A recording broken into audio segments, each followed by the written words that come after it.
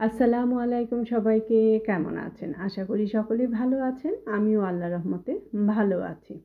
নতুন আরেকটি দিন, নতুন আরেকটি সকাল দিয়ে আজকের ভিডিওটি শুরু করছি একদম সকালবেলা গাট্টি পুচকা নিয়ে, না গাট্টি পুচকা না, সদল বলে বের হয়ে গেছি। সকালবেলা বাসা থেকে নাস্তা করে সবাই একসঙ্গে রেডি হয়ে বের হয়ে গিয়েছি ঘুরতে। কারণ যেহেতু আমরা রোমে ঘুরতে গিয়েছি, সবাই বাচ্চাদেরকেও একটু দেখাতে হবে, আমাদের গেট টুগেদারও হবে, সব কিছু মিলিয়েই আর কি।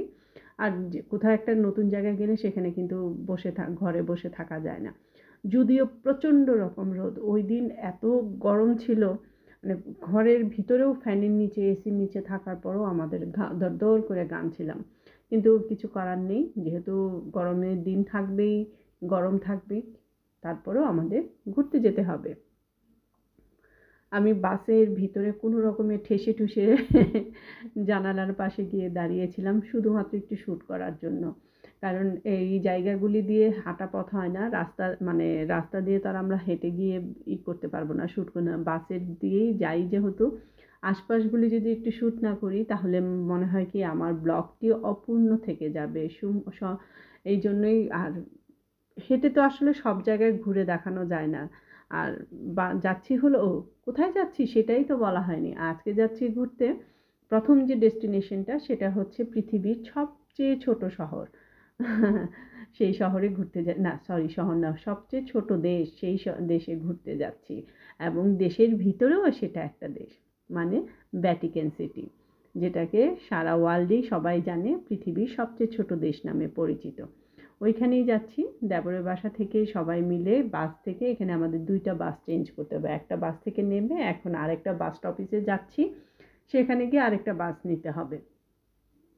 ভালোই হলো, একটু হাঁটা পথে আশপাশগুলি দেখে নিচ্ছিলাম এবং এখানে বেশ অনেকক্ষণই মোটামুটি দাঁড়িয়েছিলাম। তবে রাজধানী বলে কথা, এখানে পাবলিক ট্রান্সপোর্টগুলি খুবই উন্নত মানের, বেশিক্ষণ দাঁড়িয়েও থাকতে হয় না, একটার পর একটা থাকে। আর প্রতিটি জোনায় শুধু একটা বাস থাকে না, বেশ কয়েকটা নাম্বারের বাস মানে আসা যাওয়া করে, যার জন্য দেখা যায় একটা জোনার মধ্যে যখন 2টা অথবা 3টা বাস থাকলে যে কোনো একটা নাম্বারের বাস, মানে যে কোনো একটা নাম্বারের বাস চলে আসলে উঠে চলে যাওয়া যায়। আমরা অবশ্যই এখানে একটু ভুল করেছিলাম।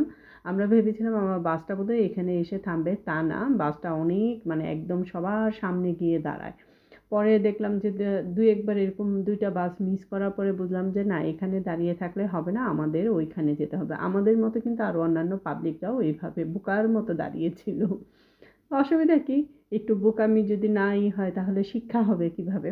তবে রোম শহরের তো চারিদিকেই ঐতিহ্য আর ঐতিহ্য, রোম সাম্রাজ্যের ইতিকথা, ওই ইতিহাস বহন করে, এটা বলার কিছু নেই। বা যারা স্বচক্ষে দেখে তাদের, আর যারা মানে কনস্ট্রাকশনের কাজ পছন্দ করে, তারপরে ইতিহাস নিয়ে পছন্দ করে, তখন তাদের কাছে এই জিনিসগুলি বেশি ভালো লাগে।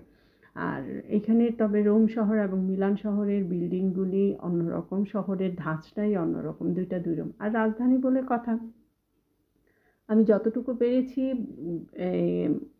বাস থেকে একটু শ্যুট করে নিচ্ছি, কারণ বাসে প্রচুর মানুষ, এত পাবলিক। আর এমনিতেও নর্মালি ইসের ভিতরে রোমে, বিশেষ করে রোম শহরে, ইটালির অন্যান্য শহরে যেমন তেমন, কিন্তু ইটালির রোম শহরে সবচেয়ে বেশি ট্যুরিস্টরা যায় এবং বছরে লাখো লাখো, মানে লাখ লাখ মানুষ আসে। এই শুধুমাত্র, অনেকেই হয়তো পছন্দ করে না এই পুরাতন বিল্ডিং কি দেখবে, কিন্তু বিল্ডিংগুলির যে ইতিহাস, বিল্ডিংগুলির যে সৌন্দর্য, সেগুলি যারা বুঝে, ভালোবাসে, মন থেকে দেখে, তারাই একমাত্র অনুভব করতে পারে। আমার কাছে অবশ্য এগুলি খুবই ভালো লাগে, বিশেষ করে পুরাতন বিল্ডিংগুলি। আর আমি যেহেতু ইতিহাসের ছাত্রী ছিলাম, সেক্ষেত্রে মনে হয় কি ইতিহাসগুলি যদি জানতে পারতাম, ডিটেলস জানতে পারতাম, তাহলে ভালো লাগতো। যেমন ধরেন, এই যে আমি ব্রিজটা, এটা কিন্তু একটা ব্রিজের উপর দিয়ে যাচ্ছি, একটা নদীর উপরে ব্রিজটা, এবং প্রত্যেকটা ব্রিজের 2 পাশে এই যে পিলারগুলির মধ্যে এক একটা মূর্তিগুলি এক একটা সিম্বল হিসেবে কি বলে, ইতিহাস মানে ব্যবহার করা হয়েছে, এবং প্রত্যেকটা ইতিহাসের সিম্বল হিসেবে নেওয়া হয়েছে। তো যাই হোক, আমরা প্রায় চলেই এসেছি এখানে বেশিক্ষণ। আর প্রত্যেকটা জায়গায়, রোম শহরের আরেকটা জিনিস হলো, ট্যুরিস্ট প্লেসগুলি খুব একটার সঙ্গে আরেকটা লাগোয়া।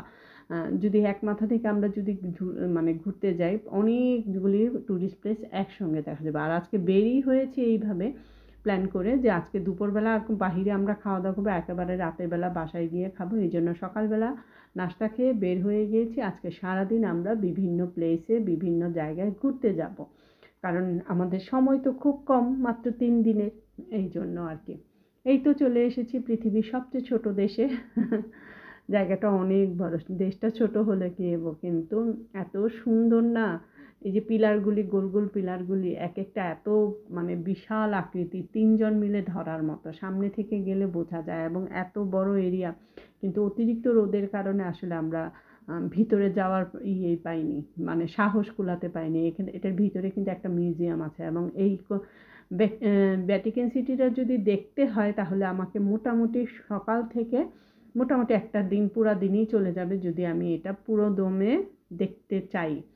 তা আমাদের তো আর ওই ধরনের চিন্তা ভাবনা নাই যে ভিতর থেকে মানে বাহির থেকেই যতটুকু দেখা যায়, ছবি তোলা যায়, ভিডিও করা যায়, এইগুলি আমি করে নিয়ে এসেছি। এই যা, কিছু করার নাই, কারণ এই এত লম্বা লাইন, এই যে এইখান থেকে শুরু করে দেখতে পাচ্ছেন, বাম দিকে গিয়ে একদম লাস্টে গিয়ে এখানে প্রায়, এখানে যদি আমি মিউজিয়ামে দেখতে চাই তাহলে 3 থেকে 4 ঘন্টা আমাকে এই রোদের মধ্যে দাঁড়িয়ে থাকতে হবে। এই জন্য আর ভয়ে আসলে সাহস পাইনি, আর এত দলবল নিয়ে, বাচ্চা কাচ্চা নিয়ে সম্ভব না। আশা করি নেক্সট টাইম যদি কখনো যাই, বাচ্চারা তখন বড় হবে, তাদেরকে নিয়েই ঘুরবো ফিরবো করবো। এখন আমাদের নেক্সট ডেস্টিনেশনে যাচ্ছি, এই জন্যই আর কি বেশি করব না, বাহির থেকেই যতটুকু দেখা যায়। আর পিছনে যে একটা বড় গম্বুজ আকারের বিল্ডিং ছিল, ওইখান থেকে এদের পপ আর কি, খ্রিস্টান ধর্মীয়লম্বীদের পপ, ওরা সবসময় এখান থেকে জনগণের উদ্দেশ্যে ভাষণ দেয়, বিশেষ করে বিশেষ বিশেষ ধর্মীয় অনুষ্ঠানে। আর এই যে দেখতে পাচ্ছেন ব্যাগগুলি রাস্তায় ফেলে রেখেছে, তা কিন্তু না, বিক্রি করার জন্য। ওই যে ভদ্রলোক দাঁড়িয়ে আছে বিক্রি করার জন্য। আর এখানে বেশিভাবে ভালো করে শ্যুট করাও সম্ভব হয় না, কারণ অনেক ছিনতাইকারী আছে। রোম শহরে এগুলি বাংলাদেশের মতো অনেক ছিনতাইকারী আছে। তো আজকে আর ভিডিও বড় করব না, এতটুকুই রাখবো। কার কাছে কেমন লেগেছে আমার আজকের ভিডিওটি কমেন্ট করে জানাবেন, আর এই পর্যন্ত যারা আছেন লাইক বাটনটি চাপ দিয়ে দিবেন। ভালো থাকবেন সবাই, আমাদের জন্য দোয়া করবেন।